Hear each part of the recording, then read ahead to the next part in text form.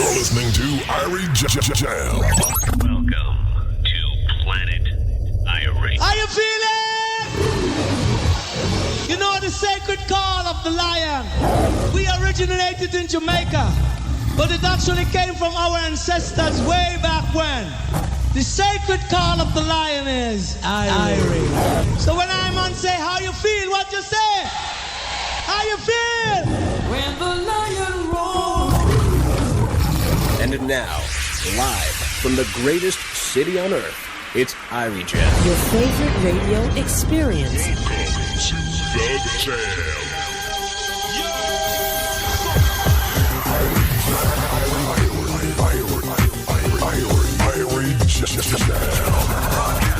Broadcasting the world. This is Irie Jam. Gonna stay here forever. Yeah, man. I am Irie Jam.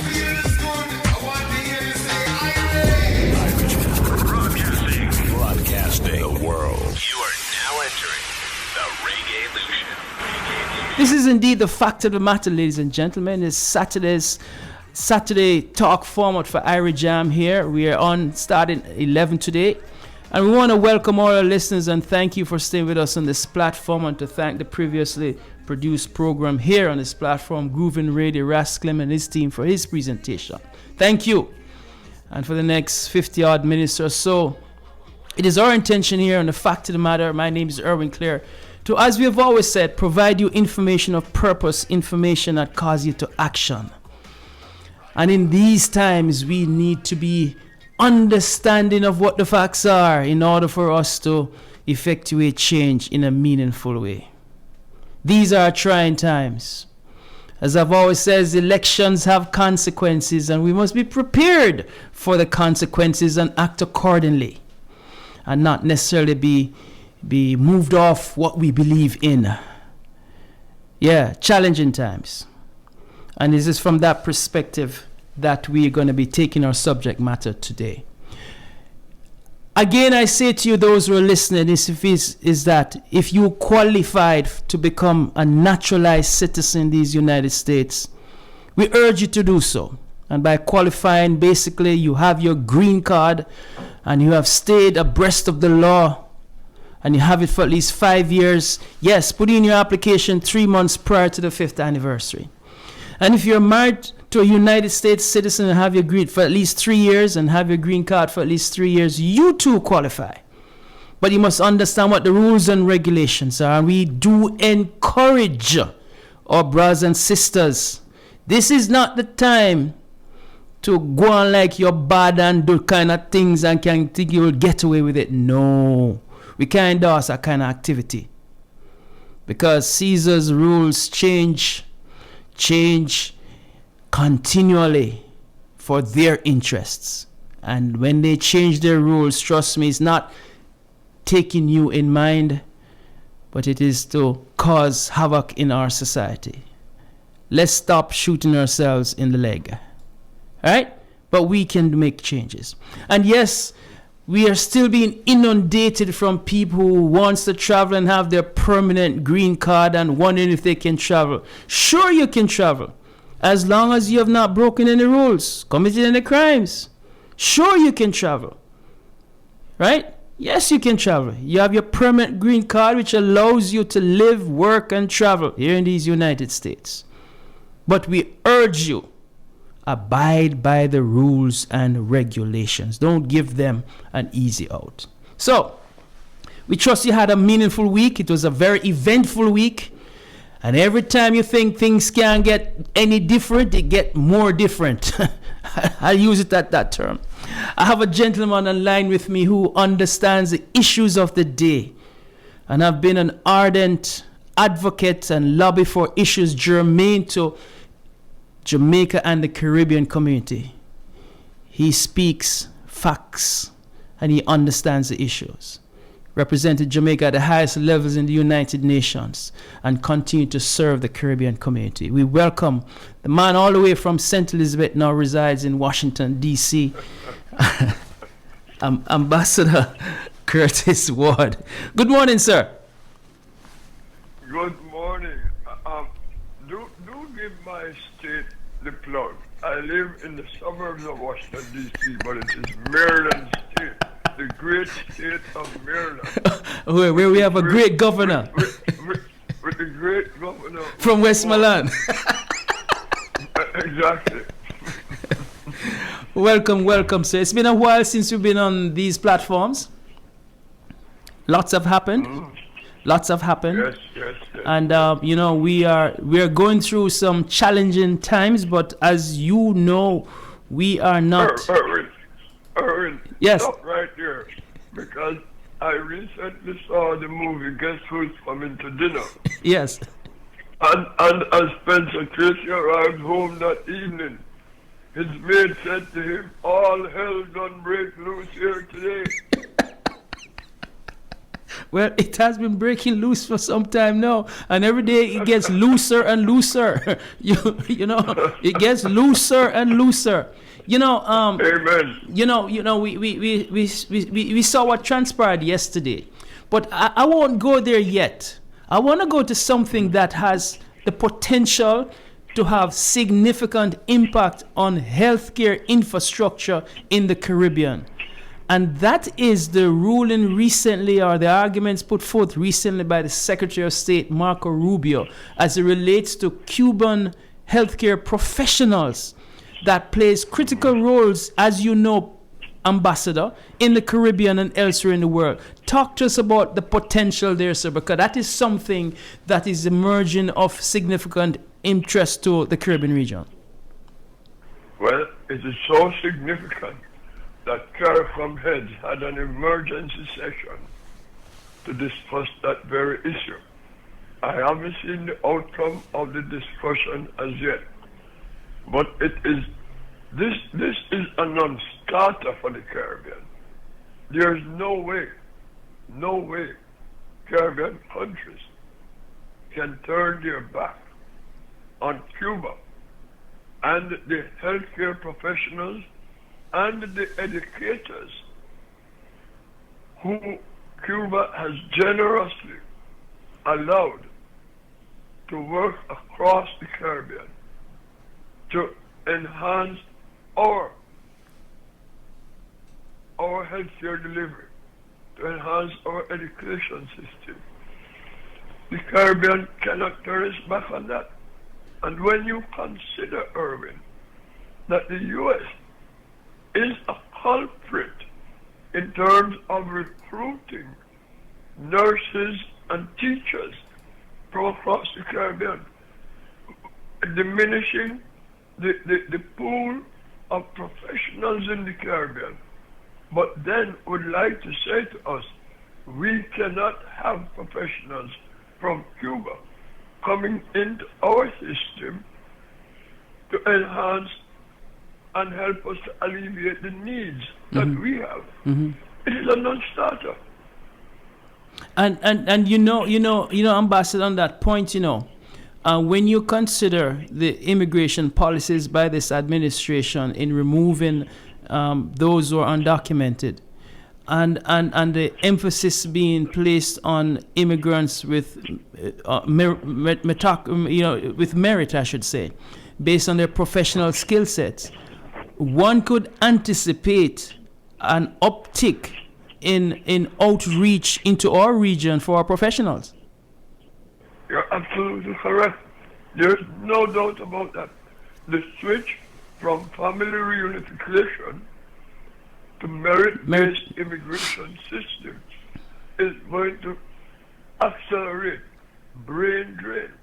And we are going to see that in the very categories that you just mentioned. Teachers, nurses, doctors, any professional, IT specialists, green cards will become available to them. The actions of this present administration, sir, and with that first volley by Marco Rubio, and I saw where recently Prime Minister Andrew Holness indicated he had a good meeting with his friend and a friend of Jamaica. I wondered if that was a subject as part of that discourse, because it was like the next day that Secretary Rubio was basically announcing what he did, So do you have any indication that that was part of the dialogue that would have taken place with Prime Minister of Jamaica, sir? I have my doubts. Let me tell you why. The State Department puts out a short statement about that conversation that Secretary of State Marco Rubio had with Jamaican Prime Minister Andrew Holness. It was very brief, very vague, no details. I had hoped, and I've said this to a number of people, that the Prime Minister of Jamaica would issue his own statement from Jamaica House, providing details and transparency as to the conversation. But maybe there were no details. Maybe there was nothing more to report than what the State Department issued. And I wouldn't be surprised if that was the case. But at least the Prime Minister should have said the statement from the State Department is what it is. You know, Yes, understood. I think part of the problem with Caribbean leaders, at least some of them, is that they're afraid to raise the hard issues, the issues that really affect them. And lest we should forget, it is Cuba today, and China. It's going to be Venezuela tomorrow. Yeah, and China. And it's going to be China all the time. Yes. And as you know, sir, so much of our economy depends on direct and indirect impact of flows out of China on Jamaica. And with the upcoming tariffs that are now being placed in China because of whatever is going on between the United States and China, we are, the Caribbean region with those China policies are at exposure. Absolutely. During the first Trump presidency, both of his secretaries of state, Rex Tillerson and Mike Pompeo, visited Jamaica. And one of the warning issued was that Latin American and Caribbean countries must be aware of the predatory practices, predatory economic practices of China, and that they must avoid doing business with China. Well, Trump presidency ended after 4 years, and we didn't see any impact of those warnings in terms of how the Trump administration would deal with China in the hemisphere.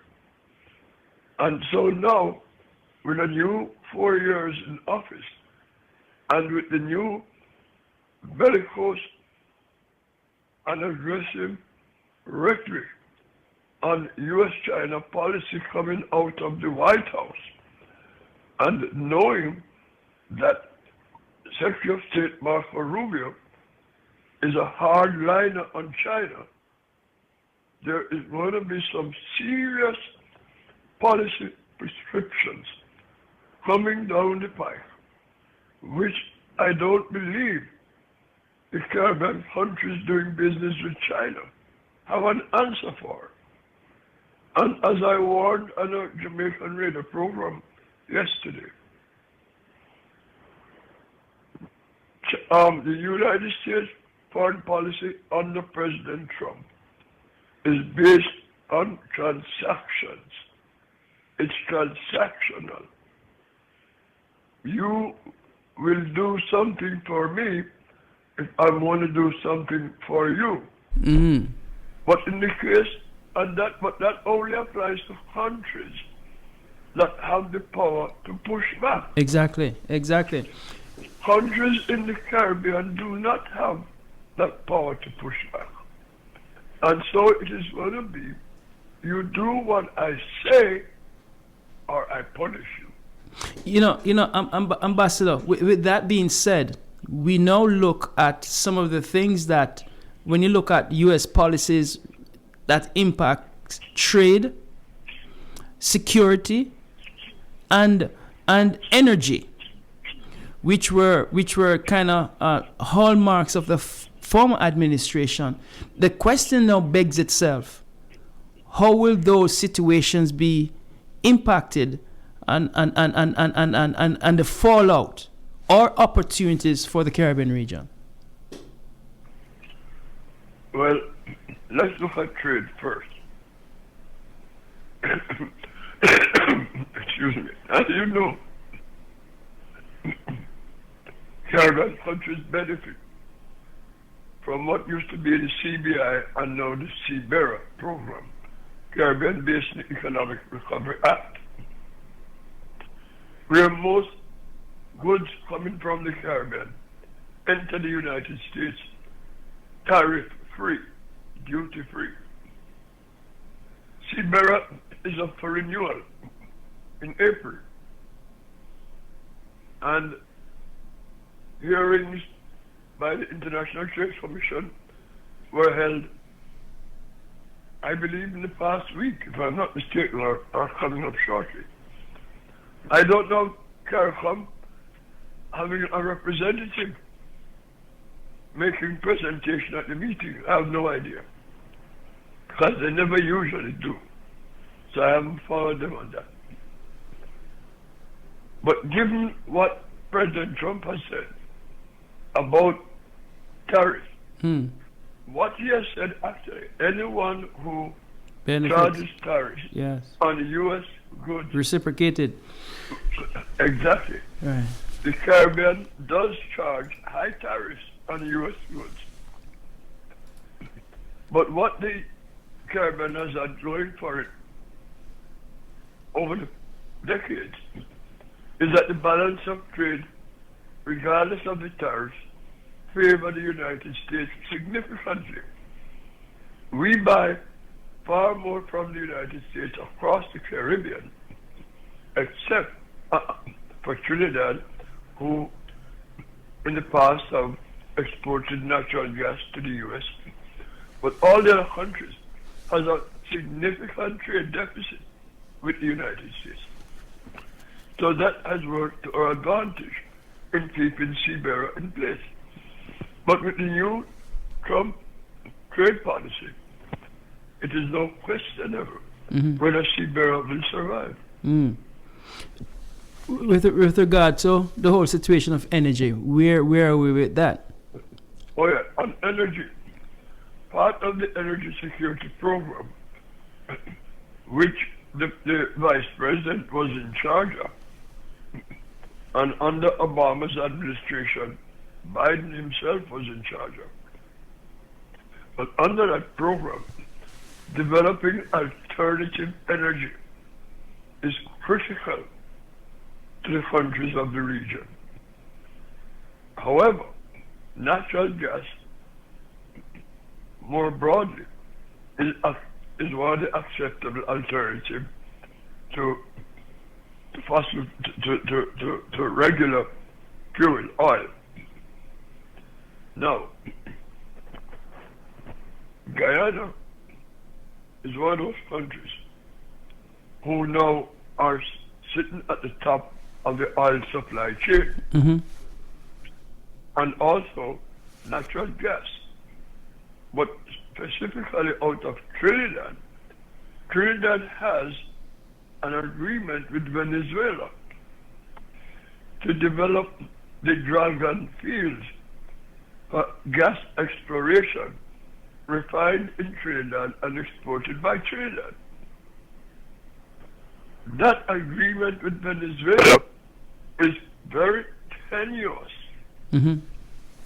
given the license cancellation for Chevron in Venezuela just this past week. Yeah, they have pulled back the license there, right? Haven't they? Right.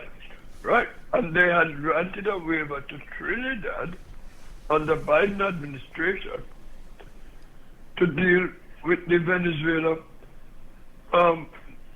agreement to share exploitation of the natural gas, which falls in the region that is between Venezuela and Trinidad. And so that agreement is now threatened. So even looking in that direction for natural gas supply in countries like Jamaica is very, very shaky. It's on shaky ground right now. Indeed.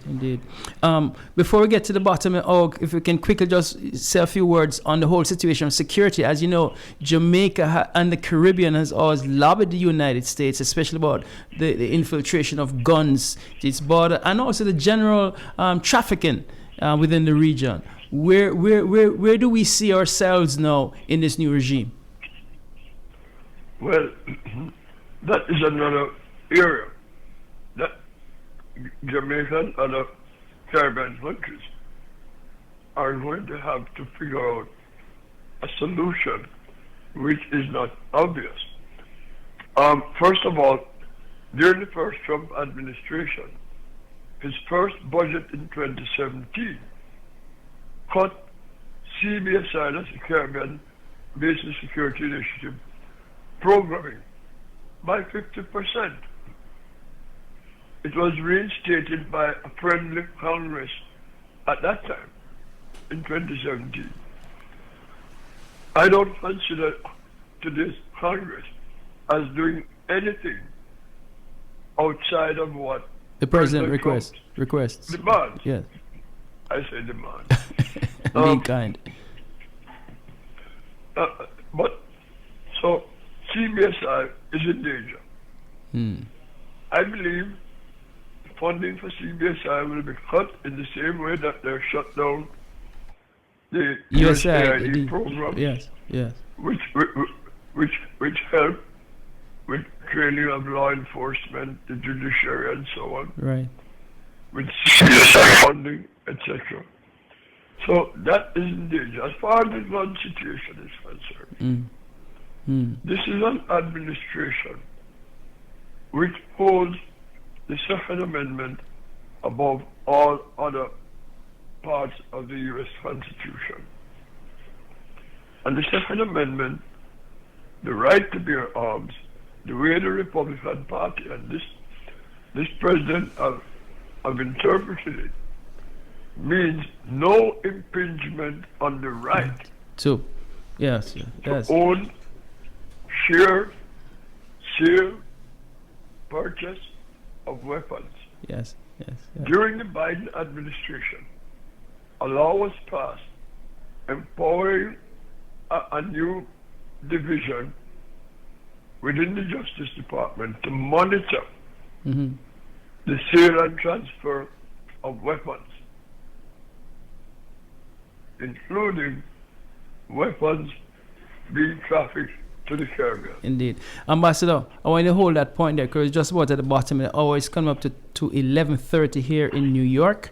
You're listening to The Fact of the Matter here on Irwine Jam Radio, 97.1 FM HD Radio. And we continue to say good morning to you. My name is Irwine Clare, The Fact of the Matter. We're going to take a commercial break. When we come back, we'll continue the dialogue with Ambassador Ward. We're hoping that within that period, we'll have a special guest on who is visiting the region, visiting the area, and we want to find out what's going on there.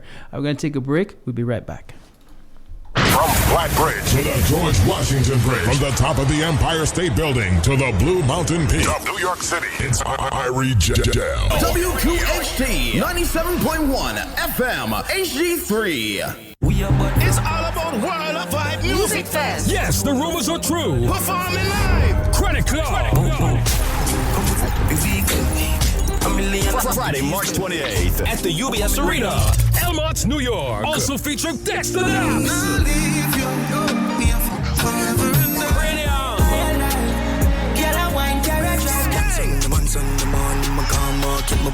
The dancehall queen Spice.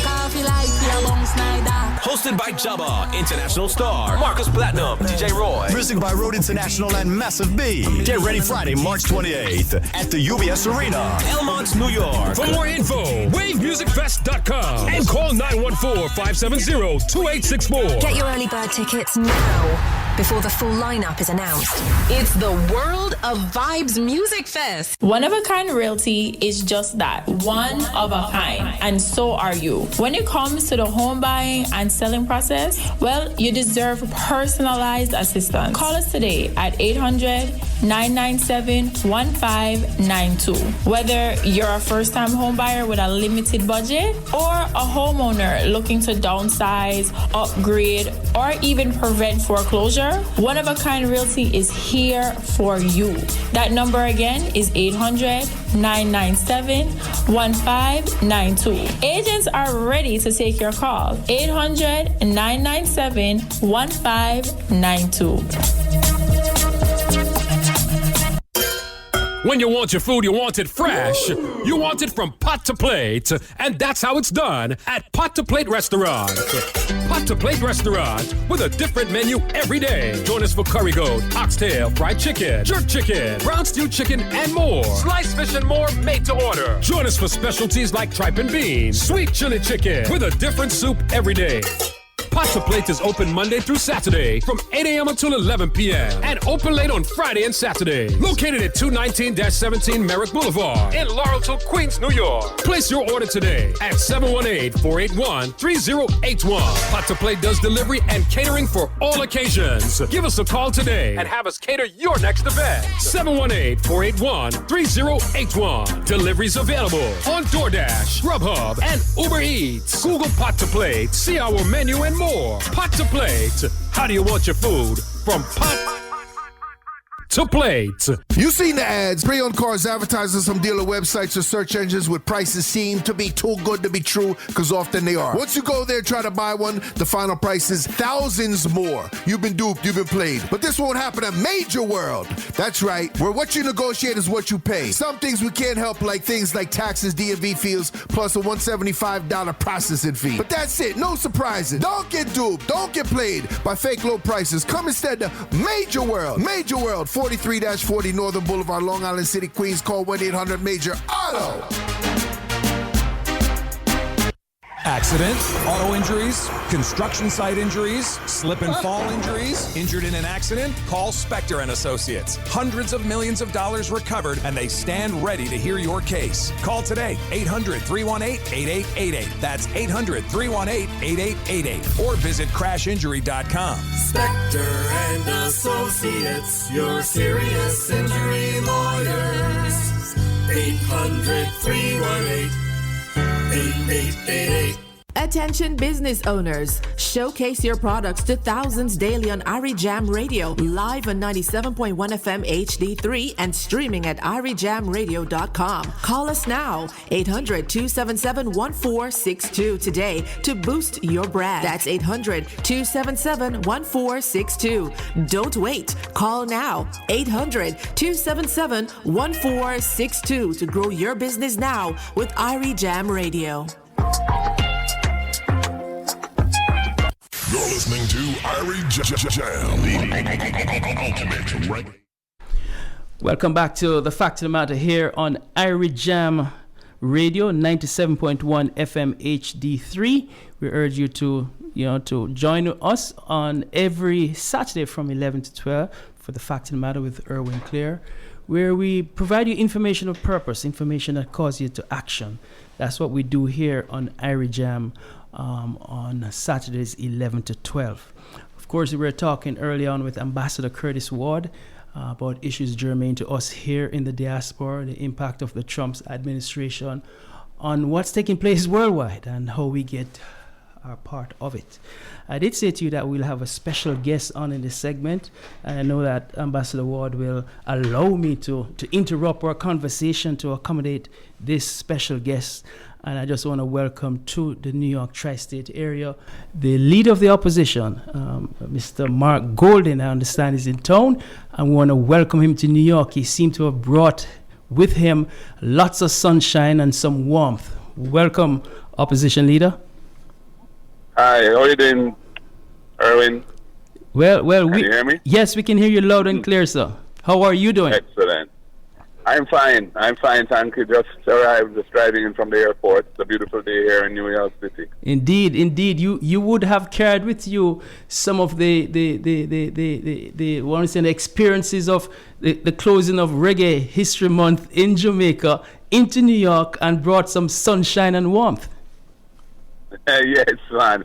Well, I think maybe referring to, we were on Thursday night. We were at Original Dancehall Thursdays. Yes. With O'Neill Famous down on Dumbarton Avenue. We're honoring Junior Biles, and his family members were there, and Claude Bigstone, had organized it as he received a trophy to honor him and some money as well. Junior Biles, who's not well, he's ailing, but so he couldn't be there. But of course, he had sung some very seminal and important hit songs back in the early 70s and so on. So it was a pleasure to be part of that. Indeed. Well, you're in town today, the first of Women's Month here in the United States and elsewhere.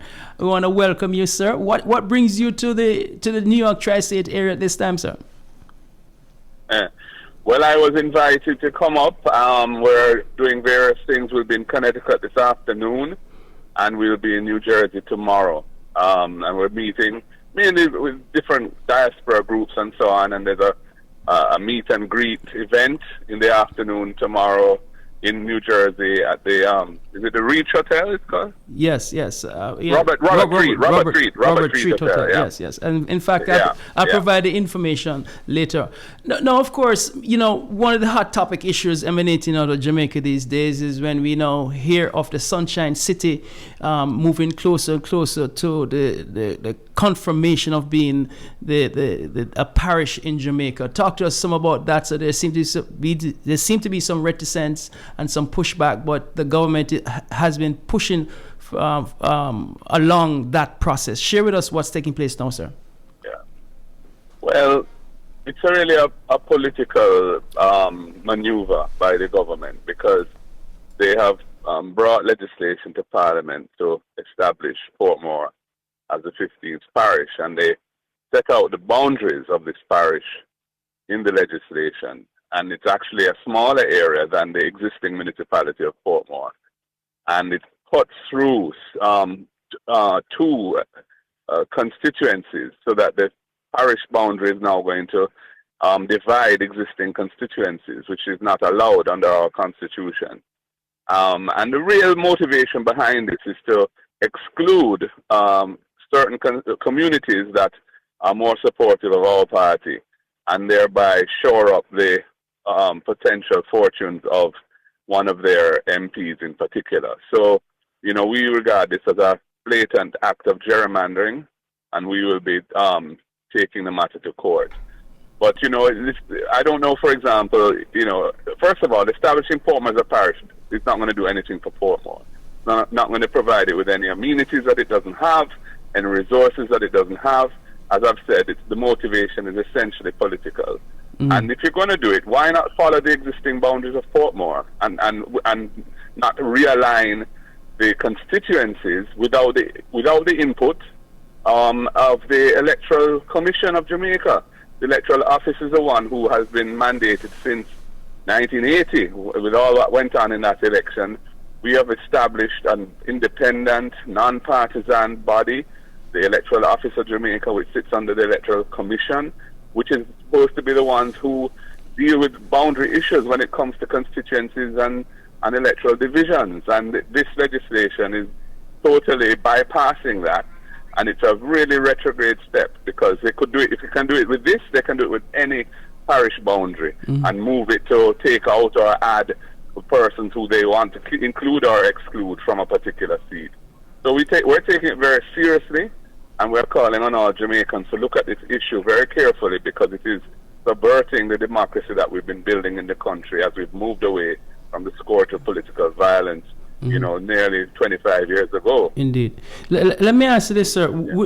These changes, will they be implemented for the upcoming elections, included in the upcoming elections? Well, We don't know. The legislation passed in the Senate today. The next step for it is for the Attorney General to certify that it is in compliance with the Constitution. I don't know how the Attorney General is going to do that, but he's done things before that suggest that he will do it.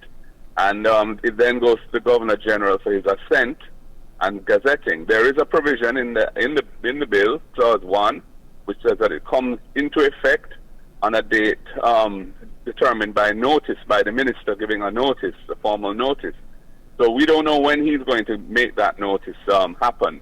But what I can tell you is that based on our understanding from the people in the electoral office, there is no way that this could be implemented before the next election. So it's going to create a seriously chaotic situation if they try and do that. And we hope that they won't. Let me ask you this, and ladies and gentlemen, we're speaking with Mr. Mark Golden, President of the People's National Party and the leader of the opposition. Regarding this new parish, sir, how many constituencies will be allotted there? We don't know, because it's going to require realignment, as I've said, because this new parish boundary runs right through East Central St. Catherine and also runs through South St. Catherine. And it affects numerous polling divisions and so on.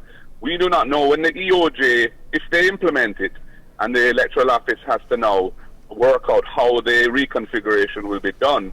It will be, an exercise of technical input from them, and also typically political input from both parties who sit on the Electoral Commission. So it's normally worked out at that level, and if there's no consensus between the parties, then we leave it to the independent members of the Electoral Commission to make the final decision. And the convention is that once they decide what the boundaries should be, it comes to Parliament and it is approved without even any kind of debate. The convention is that you accept the decision at that level. So this whole approach has completely subverted that and has bypassed it completely and put the cart before the horse. Where the Parliament is essentially forced a realignment of boundaries through the creation of a new parish without the input of the Electoral Commission. And in fact, they have written to Parliament to express their concerns about it. And we have written to the minister to express our concerns about it. And as I said, we intend to take action. Indeed. Now, of course, elections are in the air in Jamaica. Both parties are gearing up for such. At a time when we have a new administration here in the United States that are doing, we are going through what we call elections have consequences, and we're going through the consequences of the new administration. We have seen the changes taking place, the onslaught on immigration, the onslaught on the us first and forget you. We have seen the removal of the U.S. AID, the impact on trade, the possibilities for impact on Jamaica's trading arrangements with China. We see the challenges that Jamaica could face as it relates to the new policy on Cuban healthcare workers, that are in the region. The possibility of you becoming the next prime minister, and even from where you sit right now, sir, what are your concerns as you look at what's taking place here in Washington and the new dynamics as relates to change in relationships? Yeah. Well, obviously, the relationship between Jamaica and the United States is extremely important to Jamaica. And we are long-standing allies and friends. And we have a huge diaspora of Jamaicans living in the United States. So it is absolutely essential, I think, that we maintain good relations with the United States. And that is our intention.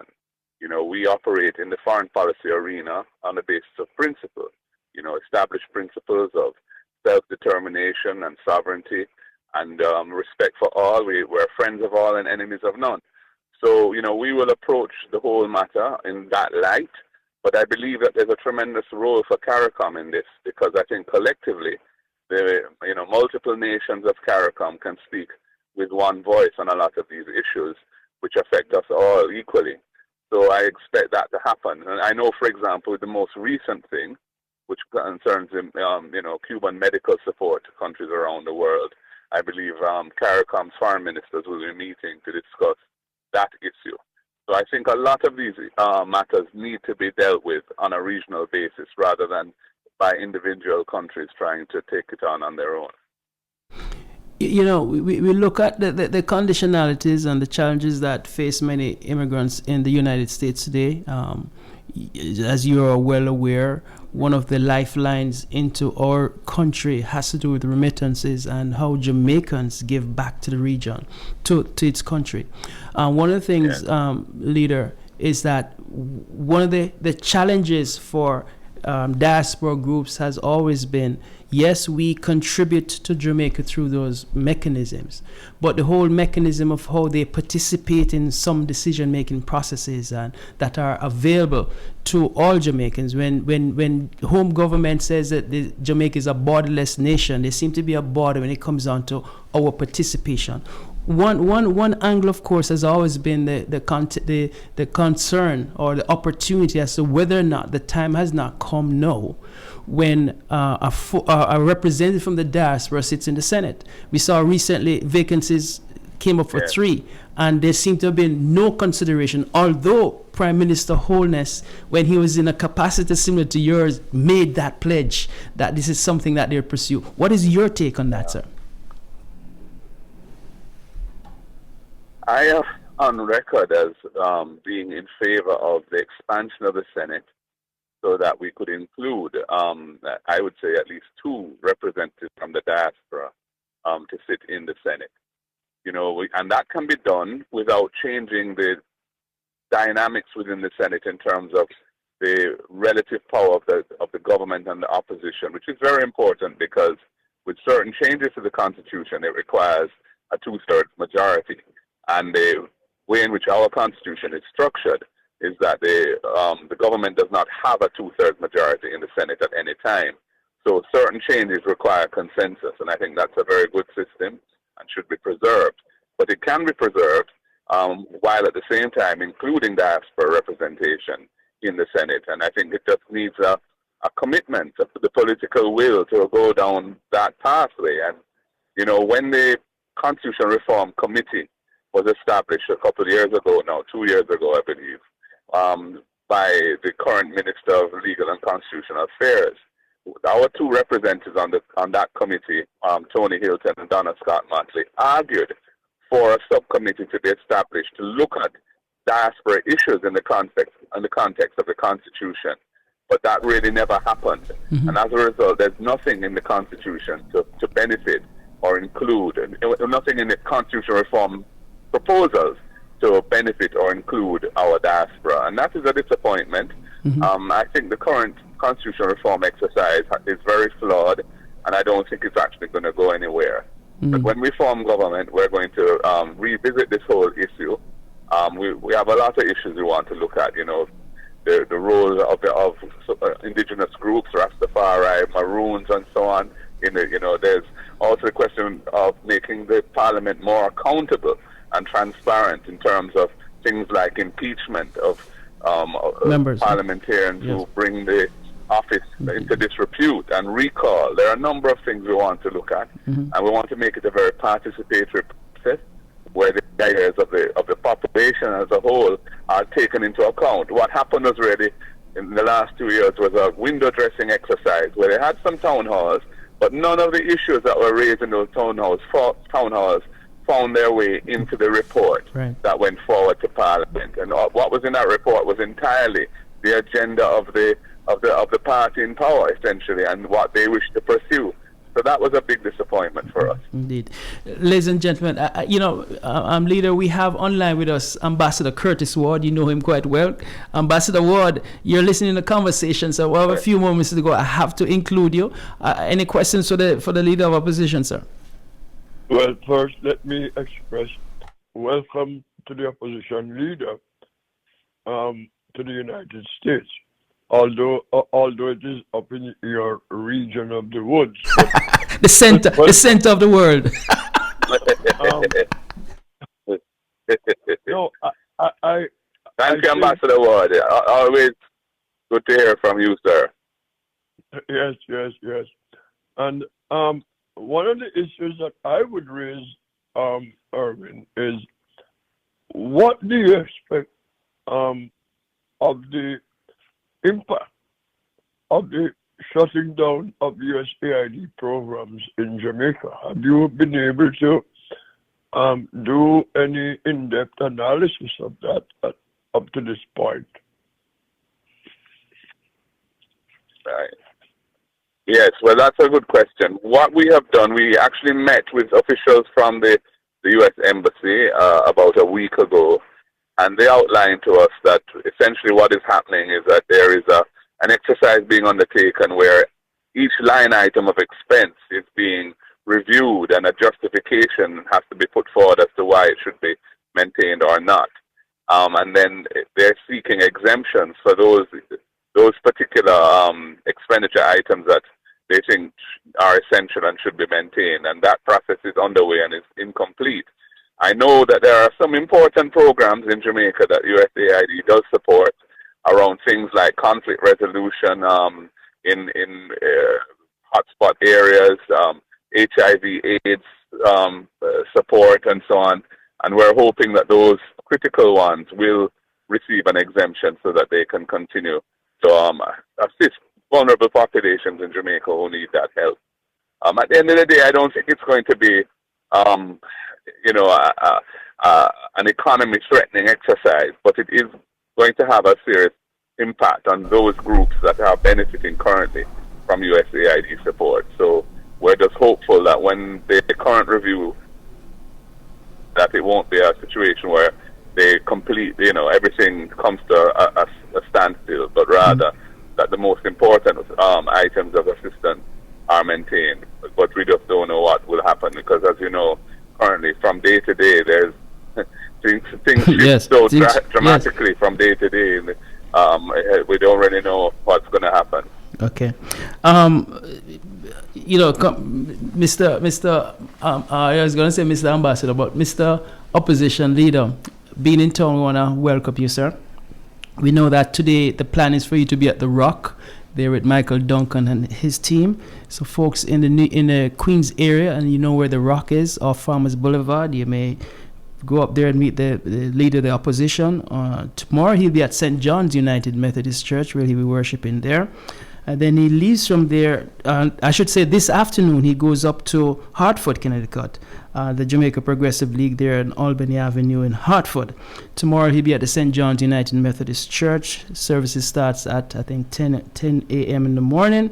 He leaves from there to the Robert Treat Hotel, where Friends of Mark Golden, New Jersey, presents a meet and greet. And this takes place tomorrow, Sunday, at the Robert Treat Hotel, located at 50 Park Place in Newark, and it commences from 3 p.m. We're there from 3 p.m. to 8 p.m. The leader opposition, Mark Golden, will be there. Once again, I want to say welcome to the New York tri-state area, and we look forward to you having a successful stay here, sir, and wish you all the best in your endeavors. Any final words from you, sir? Well, just to thank you, Ern, for having me. As usual, you're on the ball. As I step off the plane, you have me on your show, and I appreciate that. And, keep up the good work. And I just want to say to all of our Jamaican family in the tri-state area, it's a pleasure to be with you, albeit it's a short trip. But, we're very appreciative of your care and ongoing connection with Jamaica and, your agents of national development. And we just need to find ways in which we can leverage and work together so that Jamaica benefits as much as possible from the special relationship that we have with our diaspora. So God bless you all, and I look forward to seeing as many of you as possible while I'm here. Okay, all the best to you, sir. That's Mark Golden, leader of opposition and president of People's National Party, our special guest here on the Facts of the Matter, Irie Jam's Premier Talk program. On a Saturday, we are on from 11 to 12. My name is Irwine Clare, right here on Irie Jam Radio, 97.1 FM HD radio. I go back now to Ambassador Waltz for some closing comments. My humble apologies, sir. I wanted you for the whole hour, so that means I have to get you again next at another time. You know that. Well, having the leader of opposition on the program is a wonderful experience. I don't mind sitting back and listening to your interview of the leader of opposition. And the issues he raised are important ones. The issues that you raised with him are very important ones. And his responses to the Portmore Parish issue, to the diaspora engagement issue, and so on, are very, very important. And the point he made about a collective response from CARICOM. Yes. But not just on the health professionals issue, but on the entire broad-based issue coming out of Washington dealing with trade, security, and so on and so forth. The USAID will be a country-by-country evaluation. Mm-hmm. There is a significant gap between the shutting down which exists now, and by the time the reviews come on board, damage will be done to these programs. Funding will have run out, and I think it's important for the government to tell us how the critical programs such as the HIV program mm-hmm. and the conflict resolution programs, how these will be funded in the interim.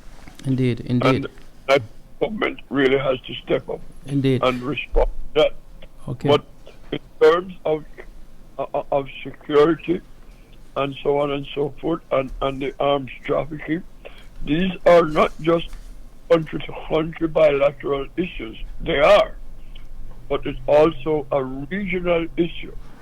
And, for instance, if the arms trafficking to Haiti is not stopped, mm-hmm. you cannot stop the arms trafficking to Jamaica. Indeed. So it's not just a Jamaica-U.S. issue. And not just a trilateral issue between Jamaica, Haiti, and it's the a US. region. It's a regional. The funds are coming to the entire region, and the entire region must have a response to the Trump administration issues like that. Indeed. Again, as the leader of opposition said, the healthcare professional issue is not just bilateral; it's a regional issue. So is CBERA, the trade issue. So CARICOM has a lot of work to do. Ambassador, and at that point, so we have to leave it there because we're just about at the top of the hour. I want to let you know that we appreciate your participation with us today, and we look forward to having you again soon with more time. And thanks for your contributions and your continued advocacy and lobby on our behalf. You're most welcome anytime, sir. All the best. Ambassador Curtis Ward, there out of Washington, served Jamaica and the Caribbean in high levels at the United Nations. We're coming to a wrap up now for the Fact of the Matter, Irie Jam's premier talk here on a Saturday. My name is Irwine Clare. I want to thank all our guests today, Ambassador Ward, and of course you just heard from the leader of opposition, Mark Golden, who's in the air for a series of events. Join him at The Rock. He's heading there now, so if you wish to see him, you may catch him there, or tomorrow at St. John's United Methodist Church in Elmont. I want to remind our listeners too that reach out to the station here at 800-277-1462. That's 800-277-1462, because your industry is required to ensure the stability and the continuity of what we do here. So reach out and find ways to market your products and make us the voice for your business right here on Irie Jam 97.1 FM HD3. I have to catch myself every time. My name is Irwine Clare, saying to you, whatever you do, you look down on someone because it's your intent to pick them up. Let's pick ourselves up. When we pick ourselves up, great things happen. And please vet stories before you make decisions. All right? Vet stories before you make decisions, and cut down on the susu. It's causing too much challenges in our community. Until next week, well, good. It's Irie Jam Radio, WQHT 97.1 FM HD3.